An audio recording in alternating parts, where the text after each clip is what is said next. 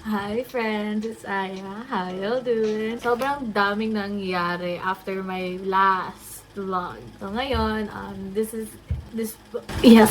Ang agenda dapat ay magsasamgyup with the fam. Grandmother ko and tita and tito ko and my cousin with Vince and kuya. But unfortunately, sumama ang damdam ng aking lola. So kami na lang ni Vince ang magsasamgyup for today or mag-date. So I'm gonna take you guys with me sa aming mini kalandian kasi wala lang, trip ko lang, bakit? Pero for now, dahil si Vince ay galing work, we papatulugin muna natin siya. Siguro mga around before after. Siguro mga before 12, gisingin na natin. But for now, dahil nga inintay natin siya, magsisipag-sipagan tayo at gagawa tayo ng OBA. Magagawa na ako ng assignment. Update ko lang kayo ulit natin. So, habang gumagawa ng mga abubot dito, I am gonna tell you, siguro mga magka-camping story time ako sa mga nangyari this past few months. There's a lot na...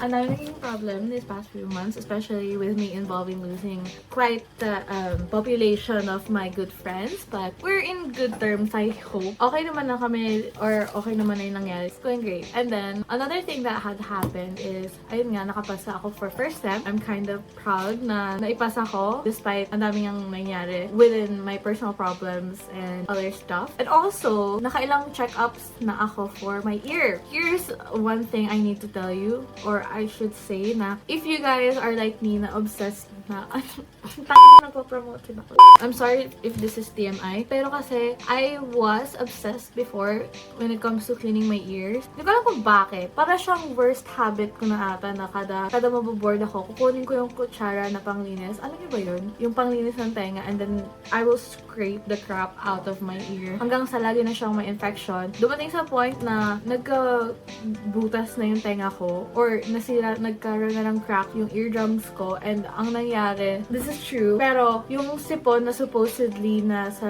ilong lalabas, sa tenga ko nalabas, dahil nga sobrang nagkaroon na ng crack yung eardrums ko. Disclaimer lang, kung kayo ay kagaya ko na mahilig mag-cotton swab or mag-cotton buds sa inyong mga tenga, itigil nyo na! Ang nangyari is, nag-take ako ng so many medicine. In fact, 3 types of medicine or capsule yung tinitake ko para lang mawala yung sipon sa tenga ko. And also, meron akong collection ng 3 ear drops dahil lang sa pabalik-balik na pagkaroon ng damage sa ears ko. So, ayun lang naman nangyari this past few months. Ayun lang naman siguro. I'm not sure if you can hear me well. Nag-mic na ako kasi nga nag-iingay ang aking very good father.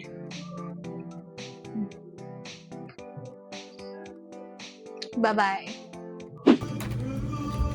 Napakaingay! Diyos ko!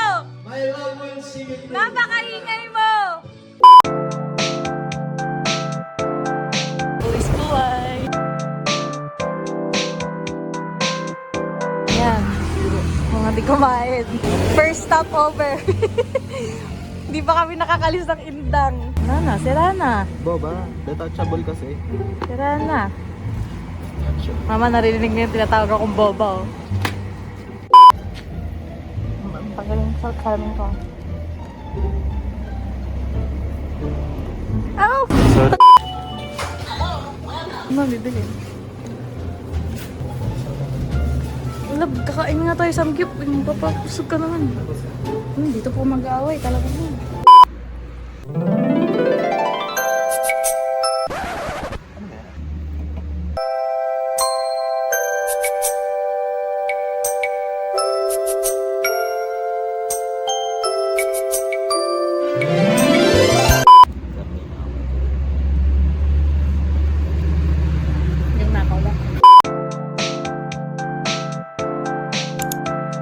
Vlog siya, parang di battery, parang di naiinis.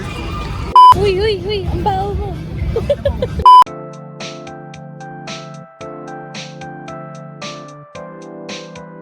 A few moments later.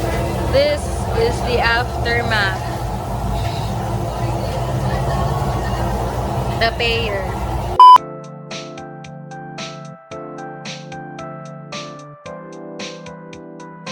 We're here sa Mischief.